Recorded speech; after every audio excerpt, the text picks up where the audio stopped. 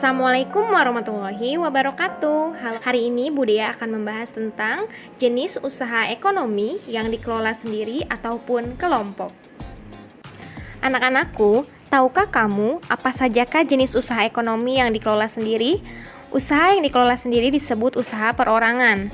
Usaha ekonomi ini memiliki modal terbatas dan biasanya dikelola secara sederhana.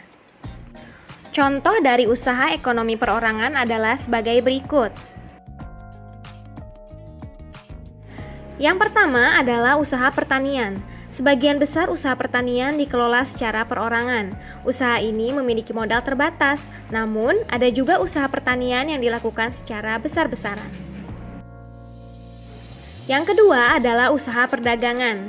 Usaha perdagangan secara perorangan biasanya berskala kecil dan sedang. Contohnya pedagang asongan, pedagang keliling, pedagang kaki lima, pedagang di pasar, warung, dan toko kelontong. Yang ketiga adalah usaha jasa. Secara umum, banyak usaha jasa yang dikelola secara perorangan. Contohnya usaha fotokopi, bengkel, potong rambut, dan penjualan pulsa, dan masih banyak lagi. Yang keempat atau yang terakhir adalah industri kecil. Industri kecil yang dikelola perorangan merupakan industri rumahan. Contohnya usaha kerajinan tangan berupa pembuatan keramik, souvenir, tembikar, anyaman, mebel, dan lain sebagainya. Baik anak-anakku, itu tadi adalah contoh usaha ekonomi perorangan.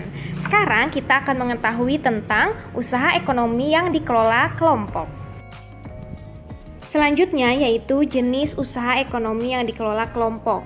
Usaha ekonomi ini dikelola secara bersama, baik modal, pengelolaan, maupun keuntungan. Contoh bentuk usaha ekonomi bersama adalah sebagai berikut. Yang pertama yaitu firma. Firma adalah usaha ekonomi bersama yang didirikan oleh sekurang-kurangnya 2 orang. Pendiri firma biasanya orang-orang yang saling kenal satu dengan yang lain.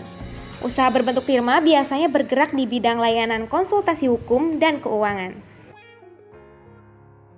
Yang kedua yaitu persekutuan komanditer atau CV, didirikan oleh sekurangnya 2 orang yang menyetorkan modal. Pada CV terdapat 2 jenis sekutu, yaitu sekutu aktif dan sekutu pasif. Sekutu aktif berperan sebagai investor dalam pengelola CV, sekutu pasif berperan sebagai investor tanpa terlibat dalam pengelolaan CV-nya. Usaha berbentuk CV dapat dikembangkan dari firma. Ini dimungkinkan jika firma ingin memperluas usahanya dan membutuhkan banyak modal. Yang ketiga adalah perseroan terbatas atau PT. PT adalah usaha bersama yang modalnya berupa kumpulan saham. Contohnya di sini seperti PT Kereta Api Indonesia, PT Semen Indonesia, dan lain sebagainya. Yang keempat adalah badan usaha milik negara atau disingkat BUMN, yaitu sebuah perusahaan yang seluruh atau sebagian modalnya dimiliki oleh negara. Contohnya di sini seperti Bank, Telkom Indonesia, Pertamina, dan lain sebagainya. Dan yang kelima atau yang terakhir adalah koperasi. Koperasi adalah badan usaha yang beranggotakan orang-orang atau badan hukum koperasi dengan melandaskan kegiatannya berdasarkan prinsip koperasi sekaligus gerakan ekonomi rakyat yang berdasarkan asas kekeluargaan. Baik anak-anak, apa sajakah contoh-contoh dari bentuk-bentuk koperasi yang ada di Indonesia? Ayo kita lihat bersama. Yang pertama, ada koperasi konsumsi, yaitu usaha bersama yang menyediakan berbagai barang konsumsi untuk memenuhi kebutuhan sehari-hari. Contohnya beras, gula, minyak, sabun, peralatan rumah tangga, dan barang elektronik. Yang kedua, ada koperasi simpan pinjam, yaitu usaha bersama yang menyediakan layanan simpan dan pinjam.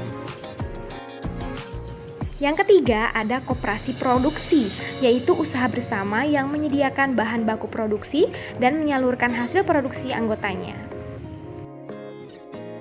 Yang keempat, ada koperasi jasa, yaitu usaha bersama yang menyediakan layanan atau jasa tertentu bagi anggotanya. Contohnya, koperasi angkutan.